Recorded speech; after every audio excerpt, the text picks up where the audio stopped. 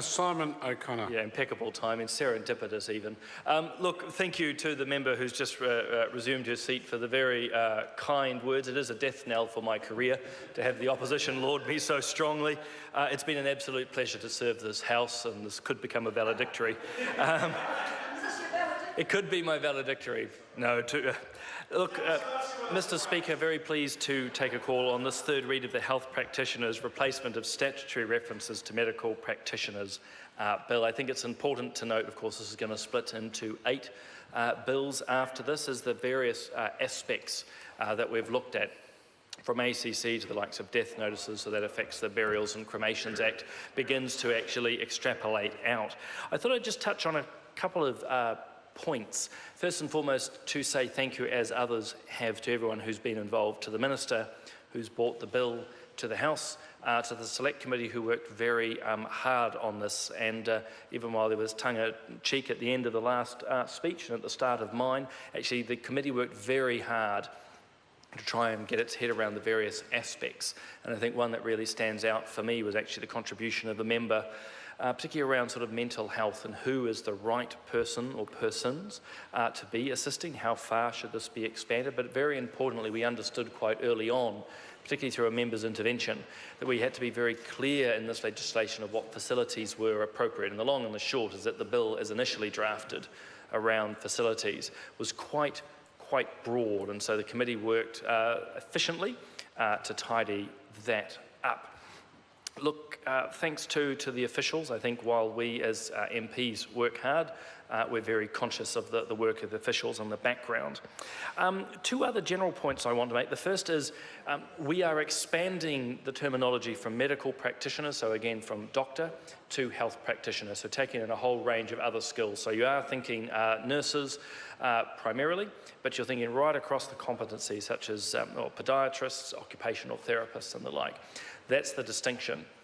But I think what's really important to note is that actually there is a difference, I would maintain, between doctors and the other professionals. They work in a complementary manner. And just some of the comments picked up, sometimes in the committee, sometimes in the debates, has sort of said, well, they're sort of becoming one and the same.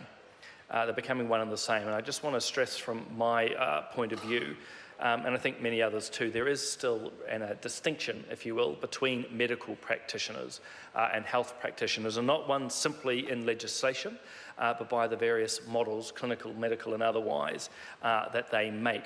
So this is not simply making nurses or podiatrists or occupational therapists or other health professionals doctors.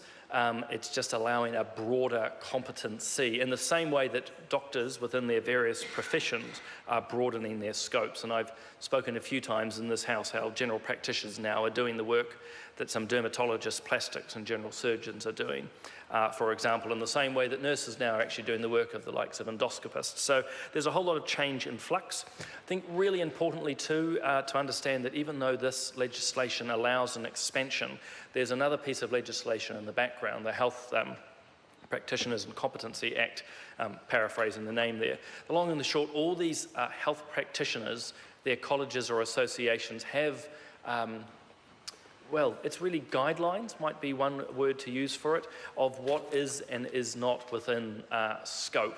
And so this is not just carte blanche or a blank cheque for health professionals to do whatever they want. Their colleges, their associations have a very clear a list, if you will, guidelines, as I used before, to say what is and isn't possible. And it's my understanding that those colleges, the Ministry of Health, are working together to update those at the moment.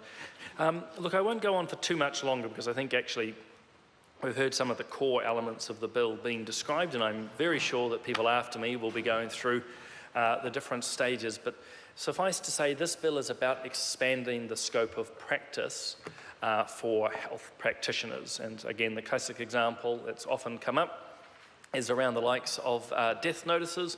At the moment, only a doctor can do that. Post this bill, if it passes into law, other health practitioners will be able to undertake that.